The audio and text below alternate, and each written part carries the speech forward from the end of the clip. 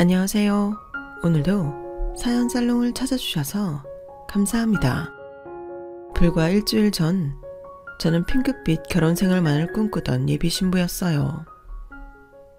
날 공주 대접해주던 부유한 집안 자제이자 능력 있는 남친은 백마탄 왕자님의 실사판이었죠.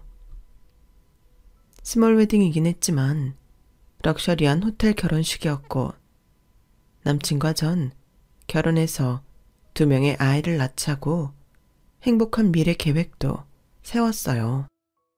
남친과 데이트 시작 후 결혼식 당일까지 비록 3개월간의 짧은 기간이었지만 그 시간만큼은 천국에 있는 듯한 기분이었어요.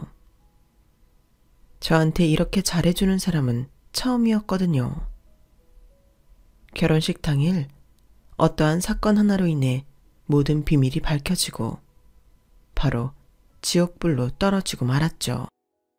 아니, 지옥 구덩이로 떠밀리기 전에 구사일생으로 탈출했다는 게 맞는 표현 같네요. 제가 그 결혼식을 완전하게 마치고 결혼 생활까지 하다가 진실을 알게 됐다면 제 인생이 그대로 망가져 버렸겠죠. 하지만 다행히 결혼이 무산되었으니 지금 이렇게 사연 살롱에 덤덤하게 사연을 보낼 수 있는 것 같아요. 제 사연을 들어보시면 여러분도 제 표현이 과장이 아니라는 걸 알게 되실 거예요. 지옥의 문화까지 갔다가 가까스로 되돌아온 저희 웨딩 스토리 한번 들어보시겠어요? 저희 엄마 아빠는 두 분 다 실력 있는 수영 선수였어요. 아쉽게도 국제대회에서 입상은 못했지만 전국체전에선 메달을 많이 따셨다고 해요. 저희 부모님 세대만 해도 수영이란 종목은 돈 좀 있어야 시킬 수 있는 스포츠였잖아요. 그래서인지 친가 외가 모두 여유로운 집안인 것 같아요. 덕분에 저 또한 큰 부자는 아니어도 돈 걱정 없이 풍요로운 집안에서 자랄 수 있었어요. 게다가 외동딸이기에 엄마 아빠의 사랑까지 독차지할 수 있었죠. 늘 감사하며 살고 있습니다. 저희 부모님은 같은 스포츠센터 수영 강사를 하시다가 눈이 맞으셨다고 해요. 두 분 다 큰 키에 늘씬한 몸매, 인상까지 참 좋으셨으니 서로 반할만 하죠. 결혼하고 나서도 그 스포츠센터에서 계속 강사로 일하시다가 그 건물 주인이자 스포츠센터 사장이 크게 도박빚을 지면서 건물이 경매로 넘어가고 센터도 망할 지경에 이르렀다고 하네요. 부모님께선 어차피 장차 본인만의 스포츠센터를 차릴 계획이 있으셨기에 경매로 헐값에 나온 그 건물을 사버리셨고 리모델링을 통해 개선을 했다고 하네요. 그 주변에 대단지 신축 브랜드 아파트까지 들어서면서 땅값은 엄청나게 올랐고 현재 그 건물 시세는 무려 100억이라고 합니다. 엄청나죠? 저희 부모님 재산이긴 하지만 돈이 돈을 번다는 생각이 드네요. 엄마 아빠는 두 분 다 워낙 책임감이 투철하고 부지런한 스타일이셔서 이른 아침부터 밤늦게까지 센터 운영에 매진하셨어요. 맞벌이 부모님을 둔 전 심지어 외동딸이었기에 외로운 시간을 많이 보낼 수밖에 없었죠. 그때마다 저희 친구가 되어준 사람은 바로 선아 아줌마였어요. 선아 아줌마는 저희 엄마 중고등학교 동창이자 같은 동네 사시는 분이었어요. 아줌마는 저희 집 근처 허름한 빌라에서 평생을 혼자 사셨어요. 바쁜 부모님 대신 아줌마가 절 이곳저곳 데리고 많이 구경시켜 주셨어요. 지금은 에버랜드로 명칭이 바뀌었지만 자연농원도 여러 번 가보고 어린이 대공원이며 고궁이며 아줌마와 단둘이 데이트를 많이 했었죠. 제가 유치원에서 열이 펄펄 끓어 아팠을 때도 가장 먼저 달려오는 사람은 바로 선아 아줌마였어요. 물론 저희 엄마가 절 케어해줘서 고맙다는 인사로 그 후에 현금이며 과일 바구니며 줬지만 아줌마는 한사코 거절했어요. 야, 손자야. 내가 미연이 어떻게 생각하는지 잘 알지? 내 친딸이나 다름없다고 생각하며 아끼고 사랑하는 아이야. 미연이가 아파서 내가 좀 돌봐줬다고 나한테 돈을 줘? 친구인 네가 이렇게 나오면 내가 더 섭섭해. 돈 봉투는 다시 가져가. 과일 바구니에서 귤이랑 사과 몇 개만 꺼내서 잘 먹을게. 비싼 과일은 미연이 먹여. 저희 엄마는 이렇듯 천사같이 잘해주는 선아 아줌마의 호의에 눈물이 그렁그렁 맺히더군요. 고마워, 선아야. 내가 너한테 뭐 잘해준 것도 없는데 동창이고 가까이 산다는 이유로 매번 우리 미연이 잘 돌봐줘서 우리 부부는 진심으로 감사하고 있어. 야, 됐어. 친구끼리 무슨 감사냐? 너랑 너희 엄마가 나 중고등학교 때 밥해 먹여주고 소풍날 도시락까지 싸주고 얼마나 잘해줬니? 그뿐이야. 우리 수학여행 가서 계곡물에 빠져 죽을 뻔한 나를 네가 뛰어들어 구해줬잖아. 넌 내 생명의 은인이야. 너와 네 가족들을 위해서 내가 못할 게 뭐가 있겠니? 어차피 난 믿을 만한 가족도 없고 혼자 살잖아. 난 널 친자매 이상으로 여기고 미연이도 내 친딸처럼 생각하고 있어. 이 정도의 호의 아무것도 아니야. 우린 가족이나 다름없잖니. 난 네가 웃고 있어도 네 얼굴만 보면 너무 슬퍼. 이렇게 천사같이 착한 친구가 왜 외롭게 혼자 살아야 하는지. 네 인생은 평생 그토록 힘들었어야 했는지 정말. 엄마가 수영선수였기에 계곡물에 빠진 선아 아줌마를 구해줬던 일화는 익히 들어 알고 있었어요. 그런데 선아 아줌마가 왜 평생 혼자 살았는지 그 이유는 나중에 성인이 돼서야 들을 수 있었죠. 아줌마는 얼굴도 그렇게 예쁜데 왜 혼자 살아요? 동네 혼자 사는 아저씨들한테 인기도 많은 것 같은데 왜 결혼 안 했어요? 미연이 눈에 아줌마가 이뻐 보여? 그래봤자 아줌마지 뭘. 미연이가 이제 다 컸으니 아줌마 옛날 얘기 해줄까? 내 인생을 네가 이해할 수 있을지 모르겠지만 해주세요, 아줌마. 우린 서로 비밀이 없는 사이잖아요. 그래. 우리 집은 도시 빈민층이었지. 정말 찢어지게 가난했어. 그 와중에 병을 얻은 부모님은 두 분 다 일찍 돌아가셨지. 오빠 한 명 있는데 워낙 폭력적이고 권위적이라 별로 상종하고 싶지 않았어. 게다가 또 사기는 얼마나 잘 치고 다니는지 지금까지도 감방을 들락거리며 살고 있지. 인간 말종이라고 할 수 있어. 아들 하나 낳고 정착해서 산다고 하는데 세언니라는 사람도 똑같이 사기치고 다니는 사람이라 정내미가 뚝 떨어져. 가족이 아주 범죄자 집단이더구나.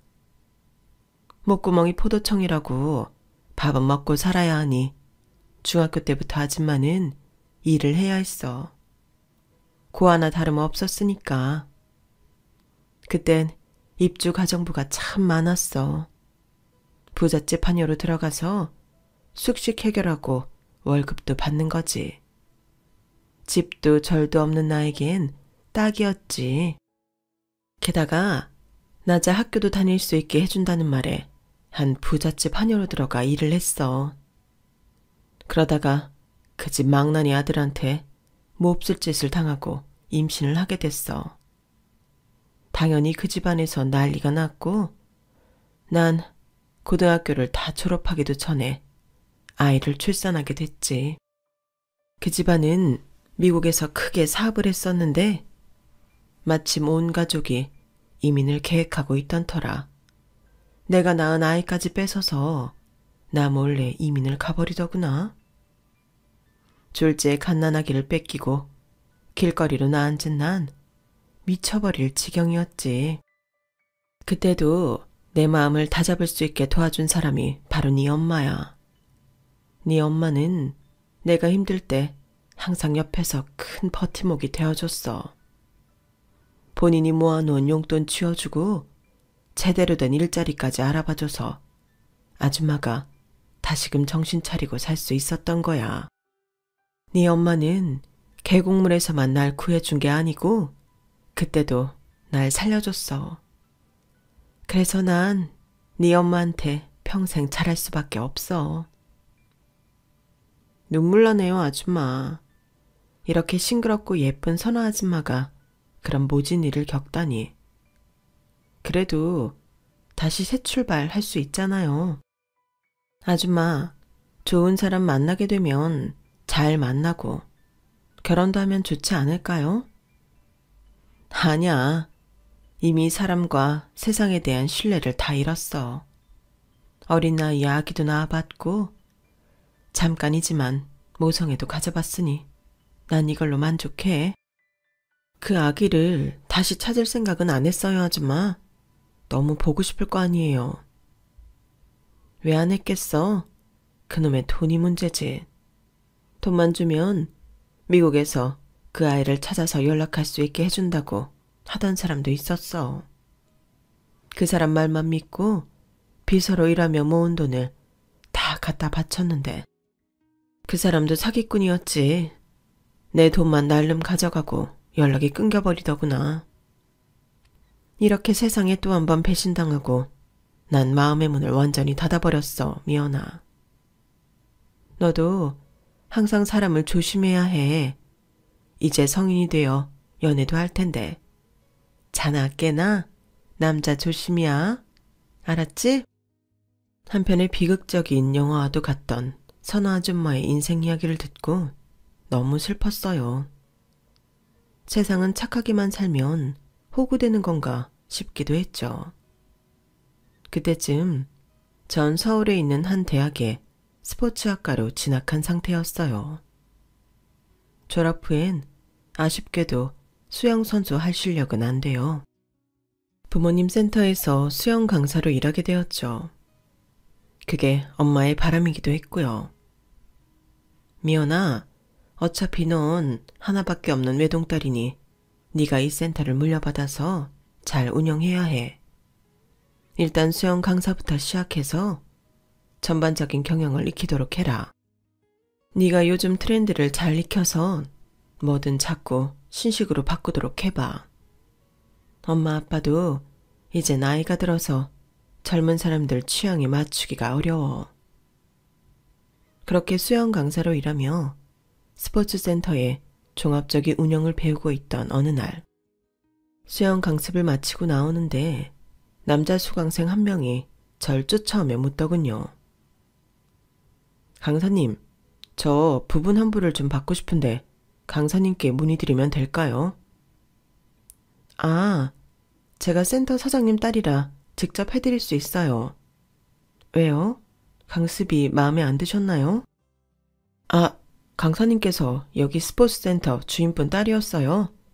부모님께서 이 건물도 소유하고 계시다고 알고 있는데 맞죠? 아, 네.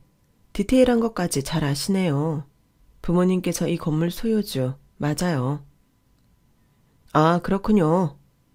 아까 부분 한 분 말씀드린 건 취소할게요. 다시 쭉 다닐게요.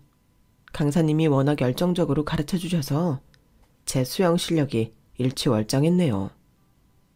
하고 있는 비즈니스가 좀 바빠서 부분 환불할까 생각 중이었는데 그깟 몇십만 원 저한텐 껌값이라 환불 안 받아도 그만이죠 뭐. 아, 그러시겠어요? 네, 그럼 다음 수업 때 뵐게요. 안녕히 가세요. 아, 잠시만요. 너무 잘 가르쳐 주셔서 매번 감탄만 하고 있었는데 제가 식사 대접할 기회를 주시겠어요? 연락처 좀 알 수 있을까요? 식사 대접 그런 거 하실 필요 없어요. 센터 회원분이신데 만일 사게 되면 제가 사야죠. 연락처는 알려드릴게요. 전 회원 관리 차원에서 연락처를 그 남자분께 알려드렸어요. 그 남자 이름은 김신이라고 하더군요. 집안 사업이 신뢰를 기반으로 하고 있는 터라 부모님께서 자기 이름도 믿을 신으로 지었다나 뭐라나. 여튼 처음엔 관심이 별로 없었으니 듣는 둥 마는 둥 했죠. 제 전화번호를 따간 김신 그 남자는 그 후로 시도 때도 없이 전화해서 제 안부를 물었어요. 거의 2~3시간에 한 번씩은 계속 연락이 왔던 것 같네요. 자꾸 멋진 레스토랑에 데리고 가겠다는데 회원한테 밥을 얻어먹는다는 게 너무 부담스러웠죠. 하지만 10번 찍어 안 넘어가는 사람 없다고 카톡이며 전화로 달콤한 말을 쏟아내는데 제 마음도 동하여 한번 만나기로 했어요. 스포츠센터 앞에서 보기로 했는데 그 남자는 생전 처음 보는 커다란 벤츠를 끌고 등장하더군요. 그런데 그 남자는 앞좌석이 아닌 뒷좌석에 내렸어요. 혹시 아버님 차 얻어 타고 온 건가요? 운전을 아버님이 하고 오셨나 봐요. 저 사람은 내 운전기사이자 보디가드입니다. 최 비서, 어서 내려서 내 피앙세에게 인사하지. 피앙세요? 지금 저보고 피앙세라고 하신 거예요? 제 말이 끝나기도 전에 최 비서라는 남자가 운전석에서 내려 저에게 90도로 인사를 하더군요. 사모님, 처음 뵙겠습니다. 저희 사장님과 연인관계시라고요. 앞으로 잘 모시도록 하겠습니다. 뭐 시키실 일 있으시면 언제든지 말씀해 주세요. 잘 부탁드립니다. 우리 최 비서 말 잘 들었죠? 지금까지 한 10일간 핸드폰 통해서만 사랑의 대화를 주고받았지만 이제 연인합시다. 오늘부터 일을 하자고요. 네? 사랑의 대화요? 오늘부터 연인이요? 아, 좀 그렇네요, 벌써부터. 일단 차에 타시죠. 프렌치 레스토랑에서 코스 요리 대접할게요. 먹으면서 우리의 핑크빛 미래에 대해 얘기해보죠.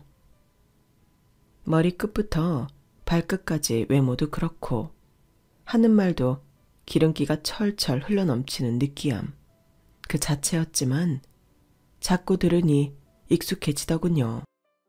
그 남자의 계획대로 최고급 호텔 프렌치 레스토랑에 들어가 메뉴판을 펼쳤는데 너무 놀라 눈이 휘둥그레졌죠. 1인당 55만 원에 부가세 별도라니 알뜰하게 살아온 저로서는 있을 수 없는 식대였죠. 어머, 여기 이렇게 비싼 곳이었어요. 우리 그냥 나가서 국밥 먹어요. 저 국밥 좋아해요.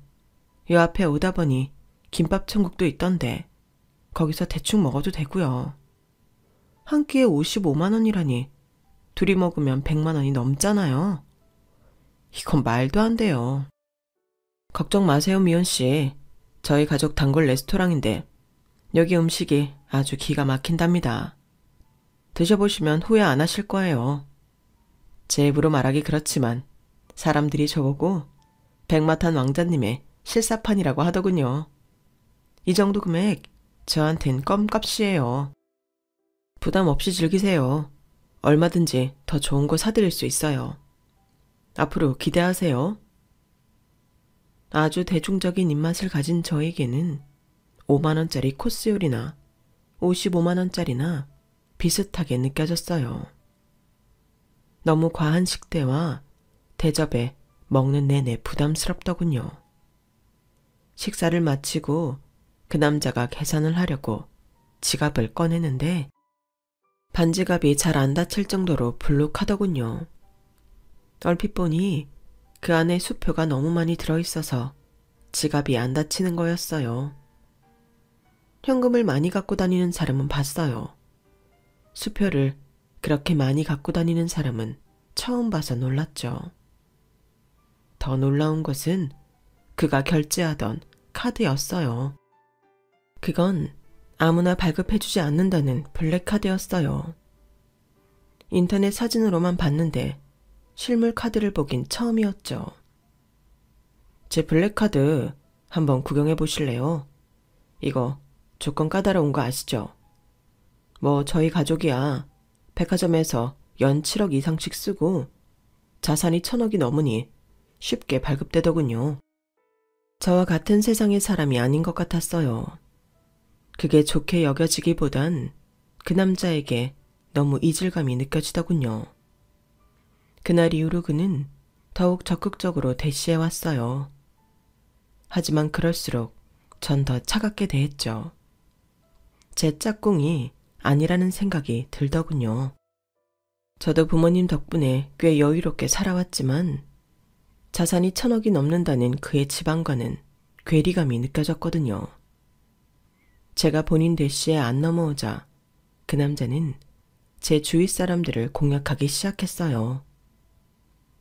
제가 강습하던 아침 시간대엔 아주머니 회원분들이 많았는데 그분들을 어떻게 구워 삶았는지 죄다 김신, 그 남자 얘기뿐이었어요. 이름도 얼마나 멋있어. 신, 가드. 캬, 강사님, 신이 청년하고 후딱 결혼까지 해버려요.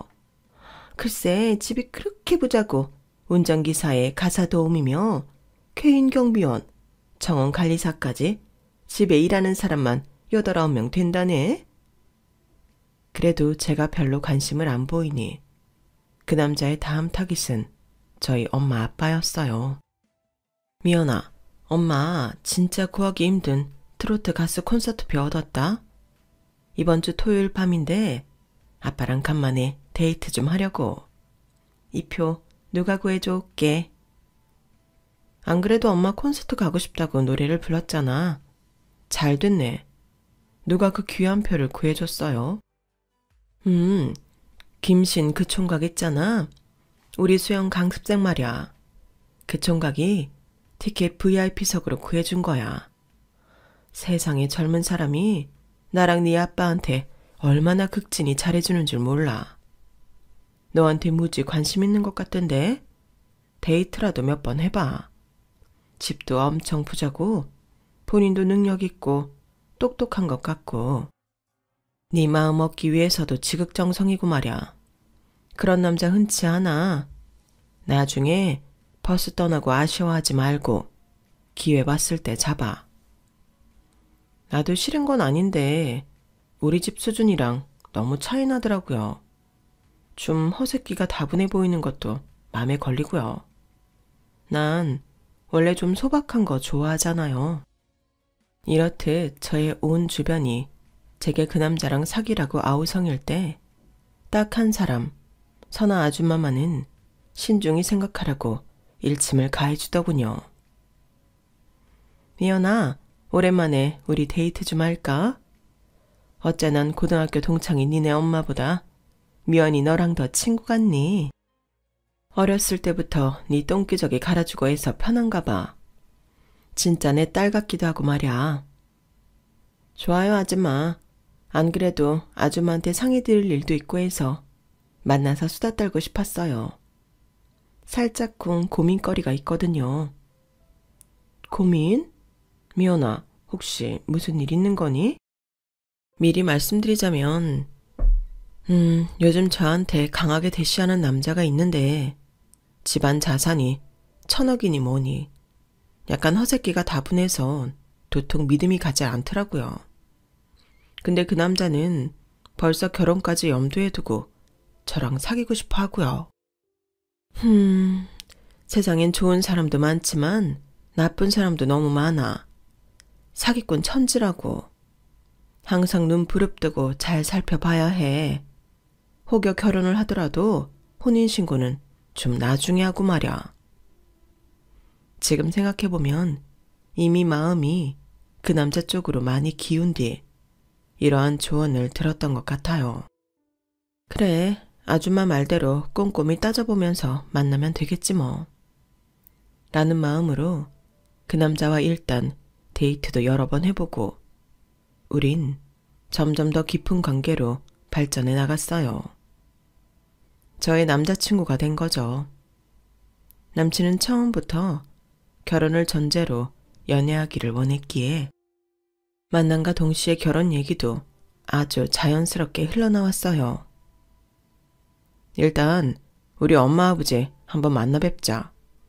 장인어른 장모님은 내가 많이 배웠고 완전히 내 편이 되셨으니 이제 자기도 울 부모님을 자기 편을 만들어 보는 건 어때? 울 부모님 진짜 법 없이도 사실 분들이야. 우리 집 가훈이 정직 신뢰 성실이니 말 다 했지 뭐. 자기를 정말 많이 보고 싶어 하셔. 얼른 결혼하라고 성하시고 말이야. 벌써? 아직 우리 사귄 지 한 달밖에 안 됐는데. 좀 떨리는데 자수성가 하신 분들이라며. 좀 강성이시면 어떡하지? 난 어른 대하는 건 자신 없는데. 에이, 무슨 소리. 부와 명예를 다 갖춘 분들인 만큼 교양과 예절이 몸에 배어 있으신 분들이야. 나이 드신 분들이 영어는 또 얼마나 잘하시는지. 자기 보면 엄청 좋아하실 거야. 자기도 100억 건물주의 외동딸이니 빠질 조건도 없지 뭐. 제 명의 재산도 아니고 부모님 건물 갖고 의시될 수도 없는 노릇이었고 긴장이 되는 건 사실이었죠. 어쨌든 약속을 잡았고 떨리는 마음으로 인사를 드렸어요. 안녕하십니까, 어머님 아버님. 정미연이라고 합니다. 신희 씨와 만난 지 한 달 정도 되었어요. 그전엔 수영 강습생과 강사로 알긴 했었고요. I know. 이미 다 알지. 그 뭐냐, 센터 시가가 한 100억 정도 한다고? 외동딸이고. 그럼 나중에 부모 죽으면 다 상속받겠네? 부모들이 58년생이라고? 그럼 그건 먼 미래 얘기니까 때려치고 지금 당장 현금은 얼마 정도 있고? 응? 교양과 예절이 몸에 배인 분들이라 했는데 첫 질문부터 돈 얘기, 상속 얘기에 망치로 머리를 얻어맞은 것 같더군요. 갑작스런 싸구려 질문에 뭔 대답을 해야 할지도 모르겠고 일단 머릿속으로 정리를 하기 위해 되물었죠. 네? 지금 현금이 얼마 있냐고요? 제가 가진 돈 말씀이신가요? 아니 참 젊은 여자가 언더스탠드가 슬로우하구만. 결혼을 하려면 돈이 있어야 할 것 아냐. 100억 건물주 딸내미라며. 스포츠센터에서 벌어들이는 수익이 있을 거 아냐. 본인 돈이든 엄마 아빠 돈이든 현금 있는 거 싹 다 까보라고. 어머님 잠시만요. 제가 너무 당황스러워서 물 한 잔 마시겠습니다. 일단 전 수영 강습해서 벌어놓은 돈이 6천만 원 정도는 있습니다. 아직 신희 씨와 진짜 결혼을 할지 안 할지는 모르겠지만 소박하게 신혼살림 사는 데는 전혀 문제 없을 것 같아요. 신혼집은 부끄럽지만 부모님 도움을 좀 받아야 할 것 같은데 부모님이 모아놓으신 돈이 얼마나 있으신지는 잘 모르겠네요. 근데 그것까지 어머님 아버님께 다 말씀드려야 하나요? 초면에 돈 얘기를 먼저 많이 꺼내시니 상당히 당황스럽네요. 에이, 자기야. 우리 부모님이랑 우리 집안이 워낙 돈이 넘쳐나서 그래. 돈으로만 굴러가는 집안이라 늘 자본 흐름에 관심이 많으시지. 부모님과 내가 크게 투자회사 하고 있잖아. 이 정도 규모의 금융업을 가족이 영위한다는 건 쉽지 않은 일이야. 자본주의 시대에 돈 얘기하는 게 뭐 어때서 그래? 재정 상태를 정확히 파악하고 결혼해야지. 안 그래? 다 맞는데 부모님께서 그런 성향이시면 나한테 진작 언지를 좀 주지 그랬어. 당황해서 얼굴에 땀까지 다 나네 참. 그때 매의 눈으로 절 꿰뚫어 보고 있던 남친 아빠가 저에게 또 돈 얘기를 꺼내시더군요. 그 아가씨, 그 나이에 6천 모았으면 딱히 많이 모은 건 아니네 그려. 스포츠센터 건물에 대출은 없다고? 그럼 부모님은 꽤 모았겠구만. 그거 나한테 다 보내라고. 자, 여기 계좌 적어줄 테니 현금 있는 거 싹 다 말야. 그거 딱 2주만 주면 내가 3배로 불려줄게. 지금 우리 가족들 돈 다 몰빵해서 들어가려는 투자처가 있는데 이거 비밀이니까 다른 사람한텐 절대 발설하면 안 되고. 알았지? 네? 아니 아버님, 지금 저희 가족이 모은 현금을 다 투자하라시는 건가요? 그렇게 못해요. 처음부터 돈 얘기만 하시는데 신희 씨 여자친구로서 저에 대해 궁금한 건 전혀 없으신가 보네요. 그럼 결례 무릅쓰고 먼저 일어나 보겠습니다. 신희 씨와의 교제와 결혼은 좀 다시 생각해 봐야 할 것 같네요. 저희 집안과는 분위기가 많이 달라서요. 전 벌떡 일어나서 꾸벅 인사를 하고는 나가버렸습니다. 아무리 금융업에 종사하신다고 한들 사람을 앉혀놓고 초면에 돈돈거리다뇨. 심지어 제 가족들 모은 돈을 당장 투자하라니 선을 넘어도 세게 넘은 느낌이었어요. 남친이 얼른 절 따라 나오더군요. 아우, 미안해 미연아. 우리 엄마 아빠가 현재 운용하는 자산만 한 1조 되고 평생을 금융투자업에 종사하시다 보니 너무 돈 얘기만 하셨네. 중간에서 내가 조절 못해서 미안해. 너무 언짢게 생각하지 마. 언짢은 걸 넘어서 너무 이질감 느껴져. 우리 안 맞아. 처음부터 그렇게 생각했어. 지금이라도 서로 각자 맞는 사람 만나는 게 좋을 것 같아. 헤어지자. 헤어져? 어떻게 그런 말을 그렇게 쉽게 내뱉는 거야? 내가 미연이 맘을 이 정도라도 얻기 위해 얼마나 많은 심혈을 기울였는지 몰라서 그래? 다 미연이를 끔찍이도 아끼고 사랑해서 그런 거야. 아마 앞으로도 나만큼 미연이한테 희생해줄 사람 만나기 어려울 거야. 난 미연이와 결혼해서 평생 헌신하며 살 거야. 날 믿어줘. 남친의 말처럼 사귀기 전부터 남친은 절 공주 대접해주긴 했어요. 이런 대접은 처음이라 얼떨떨하면서도 이 정도로 날 좋아하나 싶기도 하고 저도 사랑에 푹 빠져버렸죠. 아마 제가 연애 경험이 많이 없다 보니 누군가 적극적으로 다가오면 마음의 빗장을 풀어버렸던 것 같아요. 그게 다 저에 대한 사랑이라고 믿었던 거죠. 남친은 그 후에도 다시금 저의 마음을 돌리기 위해 갖은 애를 썼어요. 손이 발이 되도록 빌기도 하고 선물 공세를 펼치기도 했으며 제 주위 사람들에게 부탁해 제게 제외의 메시지를 전했어요. 평소에도 팔랑귀이자 갈대의 마음을 가진 전 또 홀랑 넘어가 버리고 말았어요. 남친이 자기 부모님을 저로부터 철저히 차단해준다는 말을 굳게 믿었거든요. 저와 다소 성향이 안 맞는 남친의 부모님만 아니라면 제게 지극정성인 이런 남친을 마다할 이유는 딱히 없었거든요. 그렇게 우리 커플은 다시 연애를 시작했고 정신 차려보니 어느새 결혼식 준비를 눈코 뜰 새 없이 하고 있었어요. 미연아, 이제 결혼식 짜잘한 준비들은 얼추 끝냈으니 제일 중요한 신혼집을 계약하자. 강남 한강뷰 36평 괜찮지? 이 정도면 자기가 원하는 소박한 집 아냐? 평수도 그렇고 내가 봐둔 집이 있어. 이따 부동산에 연락해서 같이 집 구경 가보자. 강남 한강뷰면 엄청나게 비싼 데 아냐? 몇십억은 할 텐데. 나도 집 살 때 반은 보태야 할 텐데. 우리 부모님께 손을 벌린다 해도 그 정도 금액은 너무 부담스러워. 한 32억 정도 하는 것 같은데 자기는 딱 5억만 돼.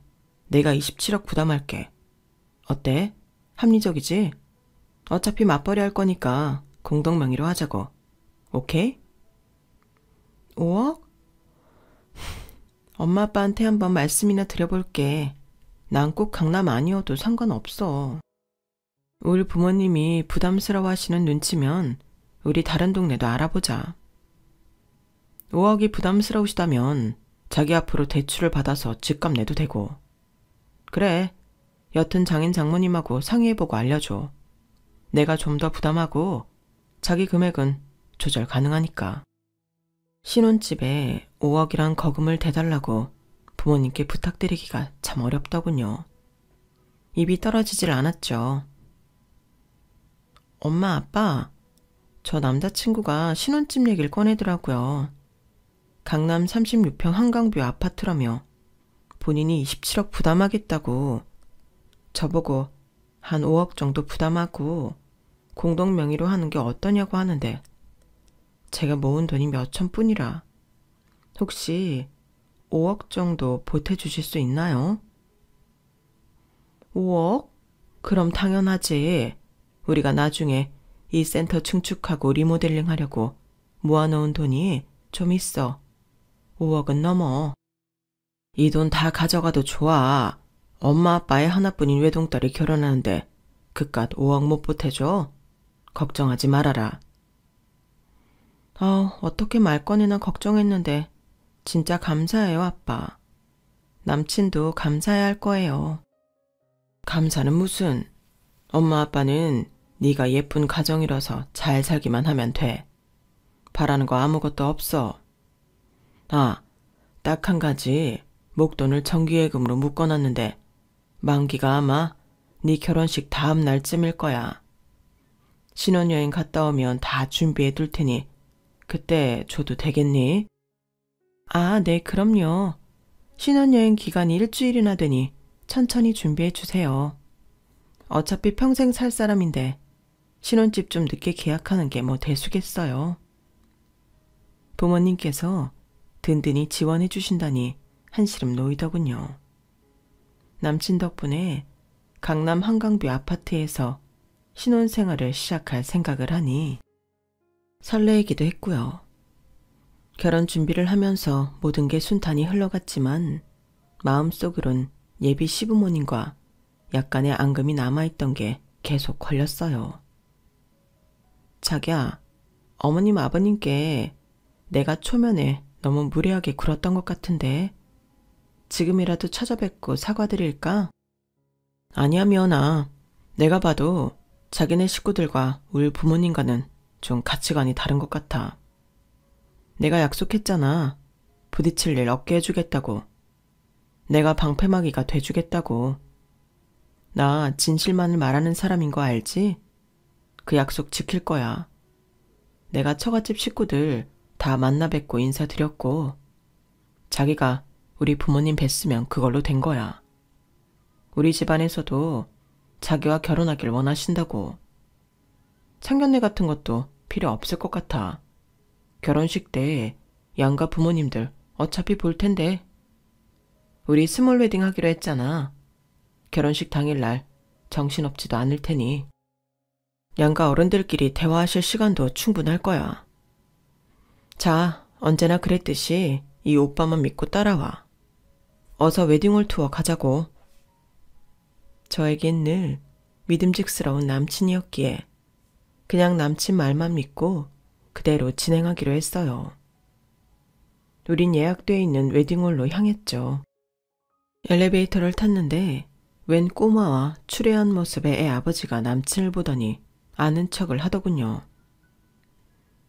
어이 김씨, 어쩐 일이야? 애들은 어떡하고? 웬 외간 여자와 단둘이 쫙 빼있고 어딜 그리 가시나? 옆에 있던 꼬마아이도 남친을 보고 아는 척했어요. 와, 태준이네 아빠다. 태준이 어딨어요, 아저씨? 남친은 당황한 듯 얼굴이 붉어지더니 우리 층에 도착하자 황급히 엘리베이터를 빠져나가더군요. 누구야? 아는 사람이야? 누군데 자기 보고 김씨래? 자기한테 그렇게 부르는 사람도 있어? 태준이 아빠는 뭐야? 몰라. 모르는 사람이야. 사람 단단히 잘못 봤나 보네. 다른 사람으로 착각했나 봐. 아님 정신병자든가. 요즘 저런 거렁뱅이들이 한둘이어야지 원. 남친이 그 사람들이 지인임을 펄쩍 뛰며 부인하길래 좀 의아했지만 그런가 보다 했어요. 그 사람들이 착각했을 수도 있으니까요. 웨딩홀 계약까지 마치고 홀가분한 마음으로 주말에 가족 식사를 했어요. 한 동네에 살고 있는 선아 아줌마도 함께 했죠. 아줌마, 여기 제 결혼식 청첩장 나왔어요. 어차피 스몰 웨딩으로 할 거라 한 30장밖에 안 찍었어요. 그래, 청첩장 디자인이 참 예쁘고 고급스럽구나. 근데 결혼식이 3월 13일이니? 네네, 전에 말씀드렸었는데 왜요, 아줌마? 하필 그날 내 조카 결혼식이라. 어쩌니? 내 딸과도 같은 네 결혼식에 내가 꼭 참석해야 하는데. 선아야, 조카라 하면 니네 오빠 아들 말이지? 그 조카 결혼을 왜 이렇게 많이 해? 이미 한 3번 하지 않았어? 근데 또 한다고? 애도 3명이나 있다며. 맞아.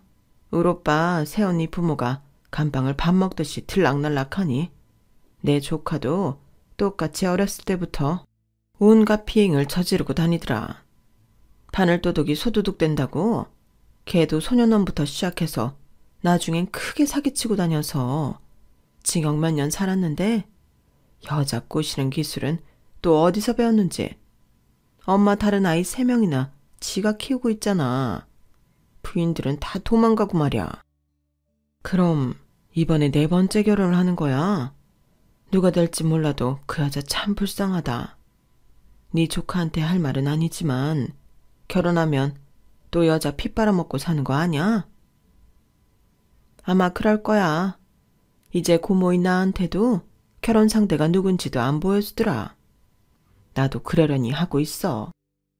별로 그쪽 집안과는 엮이고 싶지 않아서.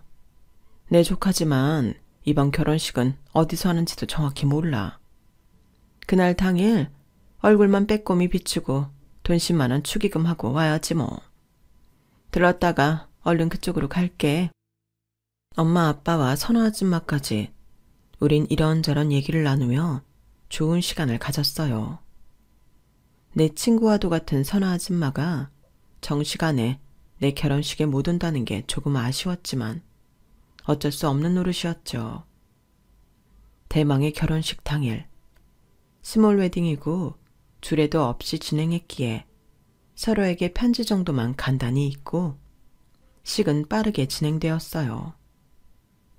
아무리 스몰 웨딩이라도 할 건 해야 한다며 어른들이 강력히 원하셔서 패백도 진행하게 되었죠. 무지무지 복잡하고 뻣뻣한 한복으로 갈아입고 패백실에 들어가 시댁 어른들을 마주하는 순간 전 깜짝 놀라고 말았어요. 제 눈앞에 조카 결혼식에 간다던 선호 아줌마가 시부모님들과 나란히 서 계시는 거예요. 순간 아는 척을 하려는 절 보고는 선호 아줌마는 몰래 쉿이라는 손동작을 하시더군요. 그리고는 급하게 쪽지를 써서 사람들 모르게 제 손이 쥐어줬어요. 저도 몰래 뒤로 쪽지를 펼쳐보았는데 그 쪽지엔 여기서 당장 도망쳐야 한다 라고 쓰여져 있었죠. 전 너무 당황해서 그때부터 패닉 상태에 빠졌어요. 선호 아줌마가 적어준 메시지대로 이곳을 빠져나가기 위해 단단히 아픈 척을 하며 화장실에 가겠다고 나섰죠. 미연아, 갑자기 왜 그래? 어디 아파? 괜찮은 거야? 너무 어지러워서 일단 나 화장실 좀 가도 될까? 그래, 내가 좀 도와줄까? 여자 화장실에 한복 차림으로 들어갈 수 있겠어. 아니야, 자기야. 충분히 나 혼자 할 수 있어. 한 5분만 기다려줘. 전 본능적으로 무언가 잘못됐다는 판단하에 재빨리 그곳을 빠져나왔어요. 한복 차림으로 웨딩홀을 뛰쳐나와 얼른 택시를 타고 선호 아줌마 집으로 향했죠. 아줌마네 비밀번호까지 다 알고 있었거든요. 택시 안에서 남친의 전화와 메시지가 빗발쳤지만 다 받지 않았어요. 가까스로 선호 아줌마 집에 혼자 도착했는데 바로 전화가 걸려오더군요. 선호 아줌마 전화여서 바로 받았죠. 미연아, 내가 전에 내 망나니 조카에 대해 말한 적 있지? 네가 결혼하려던 그 남자가 바로 내 조카야. 본명은 김철이야. 그새 김신으로 개명했더구나. 난 개명한 줄도 몰랐어. 아직 혼인신고 안 했지? 내 조카랑 부모님, 그러니까 내 오빠 부부랑 절대 상종하지 마. 그 사람들 내 가족이긴 하지만 인간 이하의 사람들이야. 안 그래도 아까 들어보니 여자 호구 하나 잡았다고 조화들 하더구나. 신혼집에 5억이나 보태기로 했다고? 그 돈으로 에세테리고 필리핀으로 도망갈 계획을 세우더라고. 아직 5억 준 거 아니지? 응? 네 아줌마. 저축 만기가 내일이어서. 선호 아줌마, 대체 나한테 왜 이런 일이 일어난 거죠? 내 결혼 이제 어떡해요?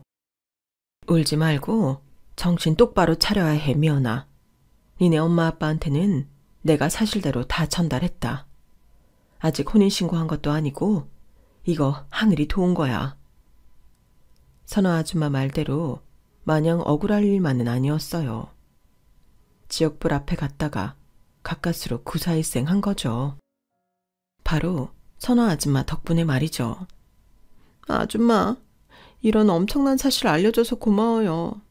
아줌마 아니었으면 돈 5억도 날리고 내 인생 망칠 뻔했어요. 너무 무서워요. 무서워하지 마, 미연아. 그리고 나한테 고마워할 게 뭐가 있니? 내 망나니 같은 조카를 바르게 지도 못한 내 잘못도 있지 뭐. 조카의 아들들이 불쌍할 따름이야. 나의 구세주 같은 선호 아줌마의 위로 덕분에 공포와 패닉 상태에서 좀 벗어날 무렵 김신, 아니 김철이라는 그 새끼한테 퍼부어주고 싶더군요. 직접 만나서 하면 뭔 해코지를 할지도 모르니 그냥 전화로 했습니다. 면아, 면이 맞아? 왜 갑자기 패백하다가 뛰쳐나간 거야? 어제 오늘 연락은 왜 안 된 거고?